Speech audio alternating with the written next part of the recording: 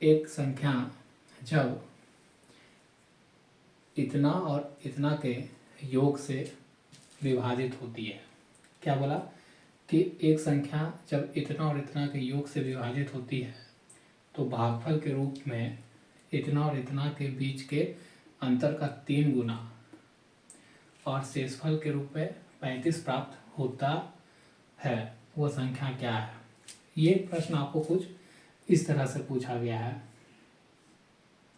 यहाँ पर क्या होता था, भाज्य, यहाँ पर भाजक, यहाँ पर भागफल और यहाँ पर शेषफल।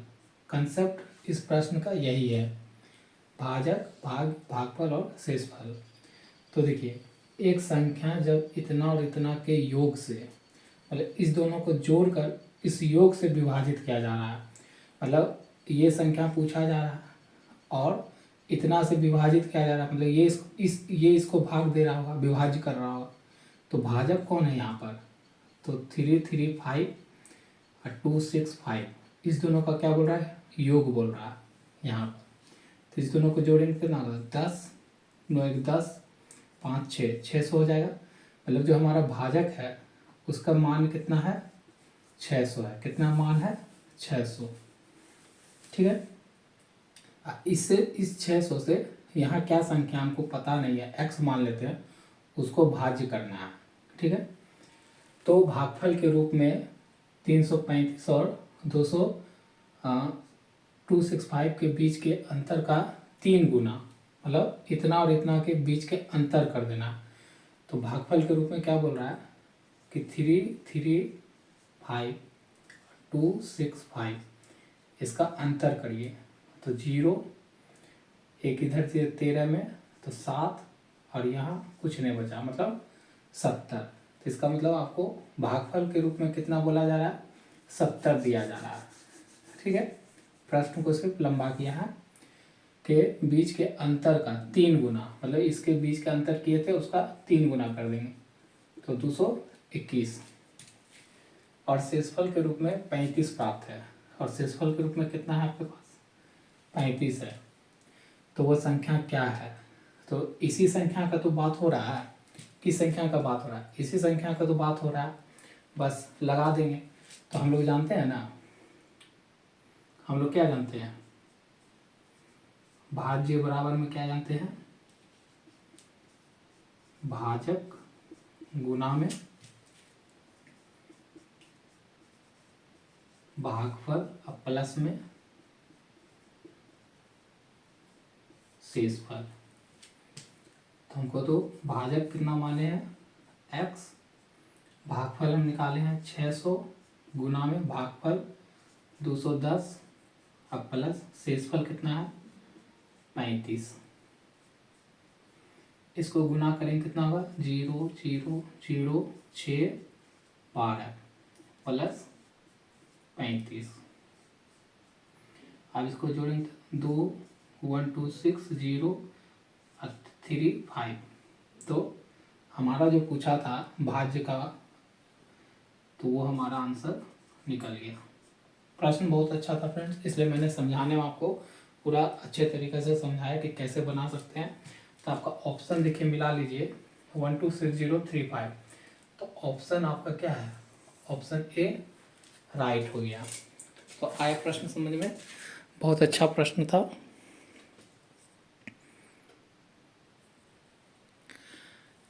दूसरा प्रश्न क्या है, ग्रुप डी में पूछा गया है 9/9/2022 को इवनिंग वाले शिफ्ट में।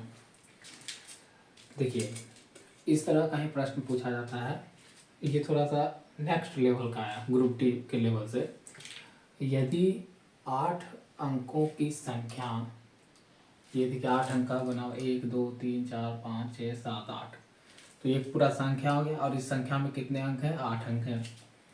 88 से विभाज्य है और 8 अंकों की संख्या, फिर से एक 8 अंकों की संख्या यहाँ पर है इतना 425139Z2। अब वो बोल रहा है कि ये संख्या जो है 9 से विभाज्य है। तो 3x + 2y - z का अधिकतम संभावित मान ज्ञात कीजिए। आपके ऑप्शन ये है। तो देखिए ये है आपका डिविजिबिलिटी रूल से संबंधित प्रश्न है यहाँ पर। तो क्या है इसमें, देखिए दो संख्या है। एक संख्या आपका 3 है, x है, 5 है, 4 है, 7 है, 9 है, y है, 4 है। इसको किससे डिवाइड करना है? 8 से, सॉरी 88 से करना। तो 88 से डिविजिबल रूल हम लोग नहीं पढ़े होंगे, जो भी थोड़ा सा तैयारी कर रहे होंगे वो जानते होंगे कि 88 से इसका डिविजिबल रूल हम लोग नहीं पढ़े हैं। तो इसको क्या करते हैं, ब्रेक कर लेते हैं। 88 को ब्रेक करेंगे किस में?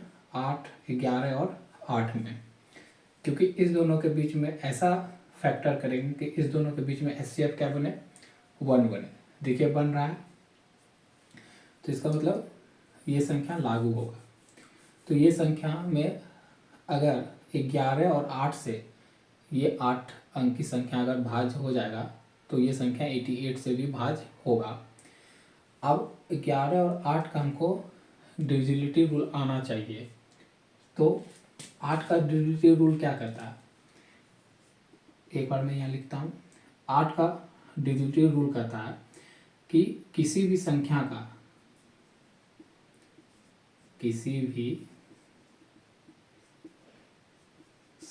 का दाएं ओर से 3 अंक अगर 8 से विभाज्य हो तो वह बड़ी संख्या भी 8 से विभाज्य होगी। यही होता है कि किसी भी संख्या का अगर दाएं तरफ से, जैसे ये संख्या है और ये संख्या में कितने अंक है? 8 अंक।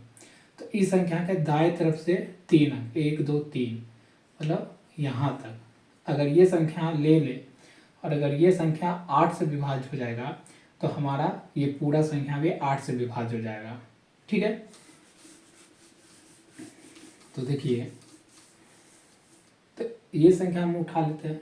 तो 9y4 ये अगर हमारा 8 से विभाज्य होगा तो कोई भी संख्या का अगर हम पीछे से 3 अंक ले अगर ये पूरा 8 से विभाज्य है तो ये बड़ी संख्या भी क्या हो जाएगी? 8 से विभाज्य हो जाएगी। तो ये विभाज्य देखना है। तो 8 से विभाज्य मतलब एक बार में लगाओगे तो 1 बचेगा, यहाँ पर आएगा y। ठीक है। तो y के लिए यहाँ पर क्या रख सकते हैं? 0 रखेंगे। 0 अगर रखते हैं, यहाँ मान लीजिए y के स्थान पर अगर हम 0 रखें तो 0, तो 8 बचेगा और 8 फिर इसको 2 देगा और यहाँ पर 4 आएगा और 24 से इसको क्या हो जाएगा? लग जाएगा। इसका मतलब 0 भी एक संभावना है। फिर क्या 1 रखेंगे तो होगा? 1 रखेंगे तो यहाँ पर कितना आएगा? 3 आएगा। नहीं लगेगा, नहीं होगा तो 2 रख देते हैं। 2 रखेंगे कितना आएगा? 4 आएगा। नहीं लगेगा। 3 रख देते हैं, कितना आएगा? ऐसे थोड़ा आपको चेक करना पड़ेगा। 3 रखेंगे कितना आएगा? 5 लगेगा। नहीं लगेगा। 4 रखे तो कितना आएगा? 6, और ये इतना बार में लग जाएगा। इसका मतलब एक 4 मान भी संभव है ना। और y का मान कितना? 5 संभव है क्या? अगर 5 रखते हैं तो लगेगा? नहीं लगेगा, क्योंकि 5 बार में लगेगा 7 और यहाँ 4, नहीं लगेगा। 6 रखोगे तो 6 बार में 16 बार में लग जाएगा, लेकिन ये 4 बच जाएगा। तो यहाँ 6 भी नहीं रख सकते। तो क्या हम यहाँ पर 7 रखेंगे और 8, तो कितना बचेगा? 9 और 4 होगा? नहीं। 8 रखे तो अच्छा नहीं, अगर हम 7 रखे थे तो 16 और 1 14, नहीं होगा। फिर हम 8 रख देते हैं, मान लीजिए 8, तो 16 बचेगा 2, फिर 4, फिर 24 है। तो इसका मतलब यहाँ पर मैक्सिमम हम फिर यहाँ पर कितना हो जाएगा? 8 y के लिए। और हमको 8 9 10, 10 नहीं रखेंगे क्योंकि 10 दो डिजिट का अंक हो जाएगा। अब दो डिजिट यहाँ पर सिंगल डिजिट चाहिए, ठीक है, तो दो डिजिट का अंक यहाँ तो नहीं घुसेगा, तो हमको मैक्सिमम 8 तक जाएंगे। तो y का मान पॉसिबल है 0, 4 और 8, ठीक है, अगर 8 से भाग लगाना है। अच्छा, तो 8 से तो पता चल गया कि y का मान इस तीनों में से कोई होगा। अब 11 से कैसे करेंगे चेक? तो 11 से क्या है, 11 से बोलता है कि 11 से कोई संख्या अगर भाज्य है तो उसका सम स्थान पर और विषम स्थान वाली संख्या का अंतर क्या हो, 0 हो या 11 का क्या हो, गुणज हो, क्या हो, गुणज हो, मतलब बोला सम प्लेस, मतलब सम स्थान का और विषम स्थान वाली संख्या का अंतर करेंगे, ठीक है, सम स्थान वाली संख्या और विषम स्थान वाली संख्या का अगर अंतर 0 या 11 का गुणज हो तो हमारा क्या हो जाएगा, 11 से डिविजिबल हो जाएगा। तो देख लेते हैं। अब देखिए आपके पास संख्या है यही 3x 5 4 7 9 y 4।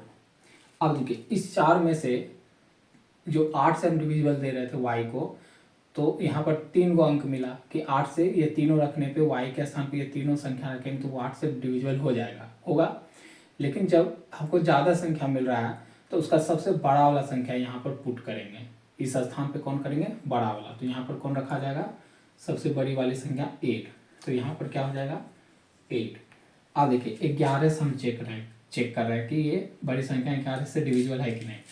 तो 11 को बोलता है कि अल्टरनेट करके ऑड प्लेस पे और सम प्लेस पे, मान लीजिए यहाँ 1 इसको गिनते हैं तो 1 2 3 4 ऐसे, तो ऑड हो गया यहाँ से, तो मान लीजिए 1 2 3 4, तो ये सब ऑड मान लेते हैं तो इसको जोड़ देते हैं, ठीक है, और जो बचा उसको मान लेते हैं विषम, ठीक, इसको इधर जोड़िए तो कितना हो जाएगा 8 4 4 8 और 7 4 4 8 और 9 17, इसको इधर जोड़ लीजिए कितना हो जाएगा 8 और कितना होगा 7 3 10 और ये 13, मतलब ये हो गया 10 और 13 मतलब 23, कितना हो गया आया 23 आया, तो 23। और बोलता है कि घटा दीजिए, किसी को भी घटा सकते हैं, इसको जोड़ के मेरा कितना आया 23 आया, इसको जोड़ के आया इतना, तो इस दोनों का अंतर, तो अंतर 23 माइनस इसको घटा लेते हैं x माइनस 17, तो कितना बनेगा, इसका बनेगा 6 माइनस एक्स, यही बनेगा, 23 में 17 जाएगा तो 6 बनेगा, तो 6 माइनस एक्स होगा। तो यहाँ पर घटाने के बाद कितना मिला 6 माइनस एक्स। तो बोलता है कि सम संख्या या विषम संख्या के प्लेस पर जो संख्या है उसका अंतर कर दीजिएगा, और उस अंतर क्या आना चाहिए, 0 आना चाहिए, 11 का गुणज होना चाहिए घटाने के बाद। तो देखिए यहाँ पर हम क्या रखें x के मान पे कि ये 0 हो जाए या 11 का गुणज हो जाए, तो 6 है ये है, अगर हम 6 से रख दे तो क्या हो जाएगा 0 हो जाएगा, 0 तो हमको चाहिए ही, तो 0 हो जाएगा, इसका मतलब x का मान क्या हो जाएगा यहाँ पर 6 हो जाएगा, ठीक है, x का मान क्या हो जाएगा 6 हो जाएगा। तो इसका मतलब अब निकल गया कि ये बड़ी सी संख्या किससे डिविजिबल है, 88 से डिविजिबल है, ठीक है। तो हम कैसे निकाले, इसको ब्रेक करके 11 और 8 से, तो y का मान पता चल गया और x का मान पता चला। तो x का मान क्या पता चला हमको कि यहाँ पर 6 होगा, बस इतना से हमको x और y का मान निकालना था। एक संख्या से निकल गया ये दोनों चीज, y का मैक्सिमम मान 8 आया, x का मान इतना। अब हमको z का भी मान चाहिए इस प्रश्न के अनुसार। z का मान निकालने के लिए क्या 9 से डिविजिबल चेक करना, तो 4 2 5 1 3 9 z 2, इसको किससे चेक करना 9 से डिविजिबल।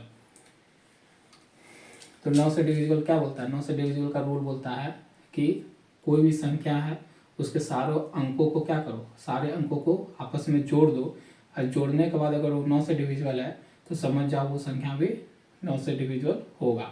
तो 9 से डिविजिबल होने तो पहले तो जोड़ लो, या नहीं तो देखो इसमें 9 है, 9 कट रहा है, फिर 9 को बना के काटो, 5 और 4 9 कट रहा है, फिर 3 4 4 5 6 7 8 8 हो गया यहाँ तक जोड़ के, इसको जोड़े तो कितना बना 8। तो 8 में जेड के स्थान पर हम अगर 1 रख दें तो 9 बनेगा, 9 बनेगा तो मतलब कट जाएगा, तो इसका मतलब जेड का मान कितना आया 1 आ गया। चेक करके निकाल लिए। अब देखिए मेरे पास मिल गया। अब मेरा प्रश्न ये है कि इसमें पुट कर दीजिए जेड। तो 3x का मान कितना है 6, 2 y का मान कितना 8 1, ये कितना बना 18, ये 16 एंड 1, ये कितना बना 15, तो 13 2 1 3 33। तो आंसर कौन आया हमारा 33। तो हमारा ऑप्शन डी राइट हो गया। मैंने आपको पूरा समझाने का प्रश्न क्या है, एक ही प्रश्न को अच्छा से, तो इसलिए समय लगा, ठीक है। इतना समय आपको सॉल्व करने में नहीं लगता है, सिर्फ मैं यह समझा रहा हूँ इसलिए समय ले रहा हूँ, ठीक है। तो ये हो गया इसका सॉल्यूशन। बहुत अच्छा प्रश्न।